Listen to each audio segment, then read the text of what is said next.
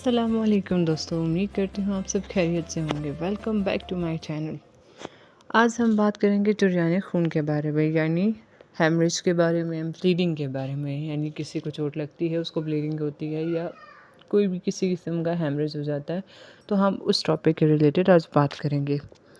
अगर जरियाने खून हो जाए तो उसे ब्लीडिंग या हेमरेज कहते हैं। जरियाने खून को जल्द और आसान तरीके से रोकना नहायत ज़रूरी है। एक डॉक्टर या हेल्थ वर्कर को ब्लीडिंग को समझने और उसको रोकने के बारे में मुकम्मल वाकफियत और आगाही होनी चाहिए। सबसे पहले ब्लीडिंग को समझने की ज़रूरत है। आइए देखते हैं हमारे पास किस टाइप की ब्लीडिंग हो सकती है। Let's go.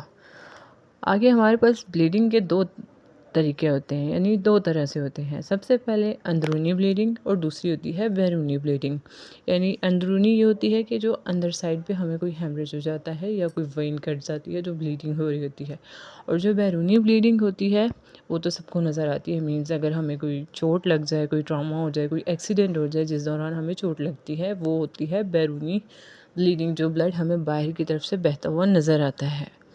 अब अंदरूनी ब्लीडिंग की अगर हम पहले बात करें तो ये जरियाने खून यानी ब्लीडिंग जिस्म के अंदर हुआ करती है और आम तौर पर पेट या छाती की चोट के बायस होती है। यानी हमें पेट पे चोट लग जाए तो उस वजह से होती है। दरअसल ये ब्लीडिंग नज़र नहीं आती, लिहाजा मरीज़ शॉक में जाने लगता है। उसकी नब्ज़ रेट जो होती है वो बढ़ जाती है, ब्लड प्रेशर कम होने लगता है और सांस में दुश्वारी महसूस होने लगती है।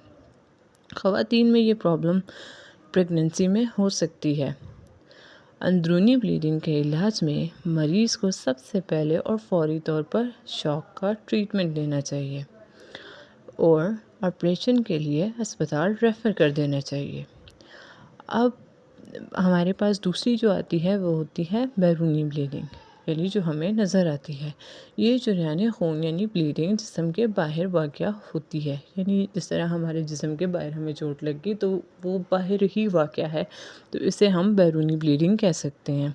अगर ये बैरूनी तौर पर कंट्रोल ना हो तो ये जानलेवा हो जाती है। यानी अगर हमारे सर पे चोट लगी है और हम उसको ट्रीट नहीं कर पाते वक्त से, तो हमारी काफ़ी ज़्यादा ब्लीडिंग होने के बायस हमारी डेथ हो सकती है। ऐसे काफ़ी वाक़ये होते हैं हमारे सामने जब हम कोई रोड क्रॉस कर रहे होते हैं, किसी किस्म का ट्रॉमा हो जाता है, कोई एक्सीडेंट हो जाता है जिससे कार हमें हिट करती है और हमें बहुत ज़्यादा चोट आती है। और अगर हमें वक्त पे उस दौरान ट्रीटमेंट ना मिले तो हम मर भी सकते हैं। कोई भी इंसान हो, उसको वक्ती इमदाद देना सबसे ज़रूरी है। सबसे पहले उसको सेफ़ प्लेस पे लेके जाएं, यानी जहाँ पे गाड़ी ना हो। फिर एम्बुलेंस को कॉल करें, पीपल्स को कॉल करें, मतलब जो लोग होते हैं आसपास उनको कॉल करें। वो ताकि आप अगर उसका ब्लड रोक रहे हैं, उसको प्रेशराइज़ कर रहे हैं, प्रेशर दे रहे हैं ब्लड को, ब्लीडिंग को रोकने के लिए, तो आप किसी से हेल्प लें कि वो एम्बुलेंस को वक्त ही कॉल करे। अब वापस हम अपने टॉपिक की तरफ आते हैं। लिहाजा ऐसी सूरत में मरीज़ को फौरी तौर पर अस्पताल रेफ़र कर दें, क्योंकि जो ब्लीडिंग होती है, अगर हमारे पास हमारे क्लिनिक में ज़्यादा चीज़ें नहीं हैं तो हमें चाहिए कि पेशेंट को रिस्क ना दें।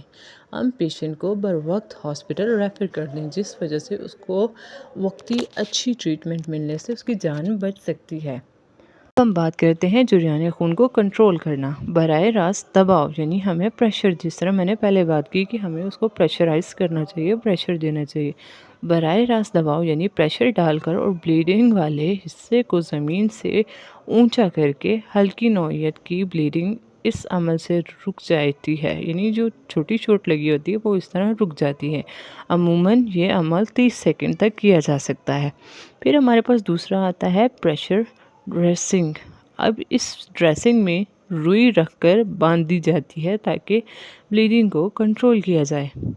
फिर प्रेशर पॉइंट्स, इस अगर मंदरजा झैल बिल आखिर इलाज से जरियाने खून ना रुक रहा हो, जो हमने पहले दो पढ़ी हैं, उससे ब्लीडिंग ना रुक रही हो, तो हमें प्रेशर पॉइंट पर दबाव डालकर उसे रोकना पड़ता है।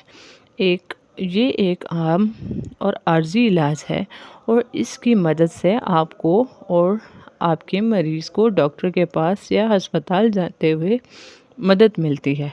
जरियाने खून ब्लीडिंग को रोकने में टॉर्निकेट का इस्तेमाल किया जाता है।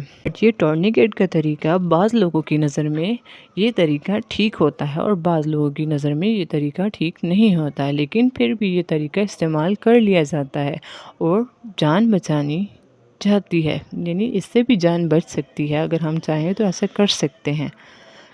अब जिस्म में 2 मकामात होते हैं जिन पर प्रेशर दिया जा सकता है, घुटने से ज़रा ऊपर, कोहनी से ज़रा ऊपर, ये 2 जगह होती हैं।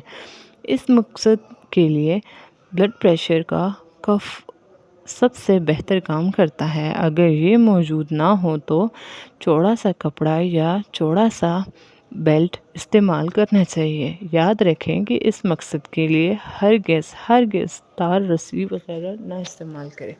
उम्मीद करती हूँ आप सबको वीडियो पसंद आई होगी। चैनल को लाइक करें, शेयर करें, सब्सक्राइब करना ना भूलें। मज़ीद ऐसी वीडियोस के लिए चैनल को सब्सक्राइब करना मत भूलिएगा। मिलते हैं नेक्स्ट वीडियो के साथ। इसके नेक्स्ट पार्ट के लिए अपना बहुत सारा ख्याल रखना। अल्लाह हाफ़िज़।